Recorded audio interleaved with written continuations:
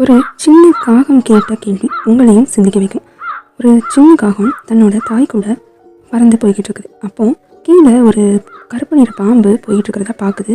அந்த பாம்பை பார்த்ததும் சின்ன காகம் கேட்குது, இந்த கருப்பு நிற பாம்பு கடுமையான விஷம் கொண்டதா அம்மா அப்படின்னு கேட்குது.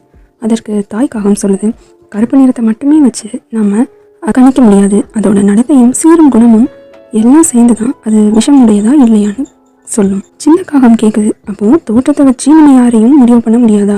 தாய் காகம் சொல்லுது, ஆமாம், வெளி தோற்றத்தை மட்டுமே வச்சு ஒருத்தங்களை கணிக்க முடியாது, தீர்மானமும் பண்ண முடியாது. அவங்கள பற்றி நல்லா ஆராய்ஞ்சு அதுக்கப்புறம் அவங்கள பற்றி முடிவு பண்ணணும் அப்படின்னு தெளிவாக சொல்லி கொடுத்தது. சில டிப்ஸ் மூலயமா நம்ம யாரை எப்படி நடந்துக்கணும் அப்படிங்கிறத பற்றி பார்க்கலாம். ஃபஸ்ட்டு யாரை பார்த்த உடனேயும் ஜட்ஜ் பண்ணக்கூடாது. அவங்களோட கேரக்டரை நல்லா அனலைஸ் பண்ணிவிட்டு அதுக்கப்புறம் அவங்கள பற்றி முடிவு பண்ணணும். இரண்டாவது, அந்த சின்ன காகம் எப்படி கேள்வி கேட்க தயங்காமல் இருந்ததோ அதே மாதிரி நமக்கு தெரிஞ்ச பெரியவங்க கிட்ட நமக்கான கேள்விகளை கேட்டு தெரிஞ்சுக்கிறதுல தப்பில்லை.